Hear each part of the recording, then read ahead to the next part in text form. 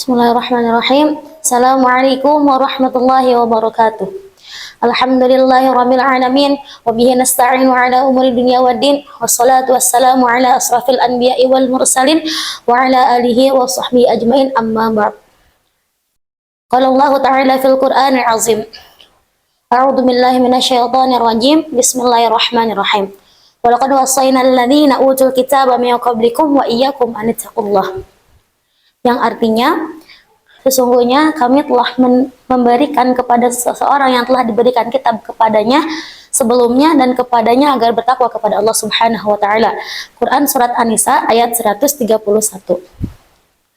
Baik, alhamdulillah, insyaallah pada kesempatan kali ini di bulan Ramadan yang penuh berkah ini, wa fil makanil mubarakah, insyaallah saya ingin menyampaikan sedikit tentang takwa.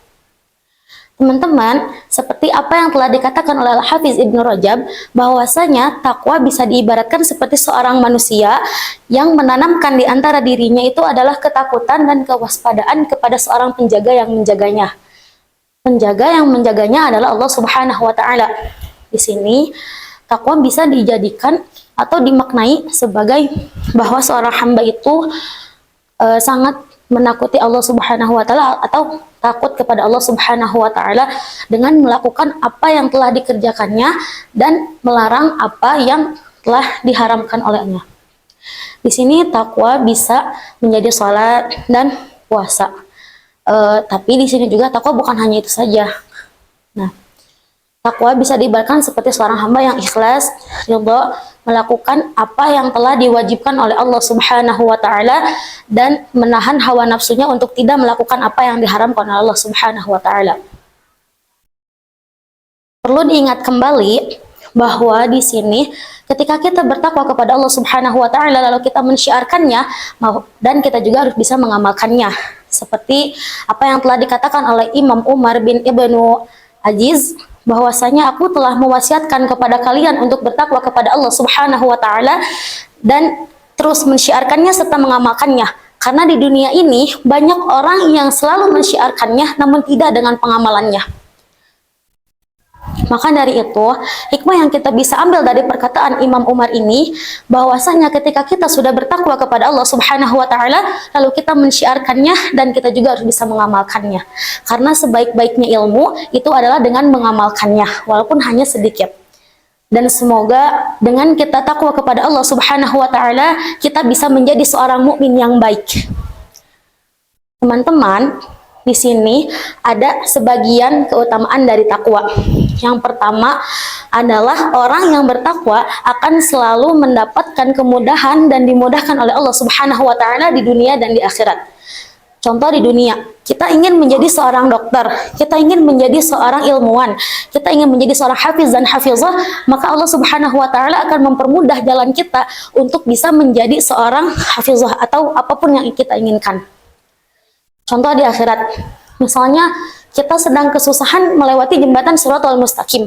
Di situ sebaik-baiknya bekal akan datang kepada kita, yaitu takwa.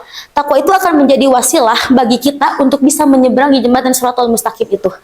Insya Allah Allah akan membantu kita untuk bisa menempuh jalan menuju surga itu. Lalu yang selanjutnya adalah dilipat gandakan pahalanya. Di sini ketika kita sudah bertakwa kepada Allah Subhanahu wa taala, maka kita akan beribadah. Contoh ibadahnya itu kita ambil sholat. Nah, ketika kita sholat, ketika kita puasa misalnya, nah di situ Allah Subhanahu wa taala akan melipat gandakan pahala yang telah kita berikan ataukah kita kerjakan.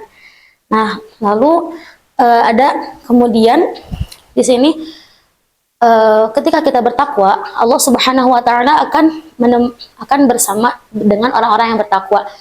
Seperti firman-Nya dalam Quran surat An-Nahl ayat 128. A'udzu billahi minasyaitonir rajim. Bismillahirrahmanirrahim. Innallaha ma'al ladzina taqaw wal ladzina hum muhsinun.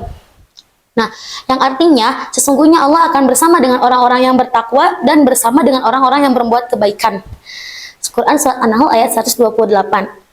Dan yang terakhir di sini adalah orang yang bertakwa kepada Allah Subhanahu wa taala akan dicintai dan diridhai Allah Subhanahu wa taala.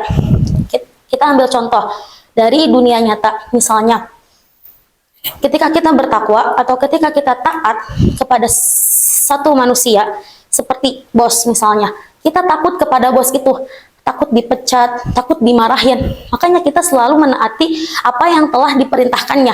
Begitu pula kita taat kepada Allah Subhanahu wa taala. Nah, ketika kita takut kepada Allah, maka kita akan selalu akan menuruti apa yang telah diwajibkan oleh Allah Subhanahu wa taala kepada kita. Bukan takut dipecat, tapi takut tidak dianggap sebagai hambanya lagi.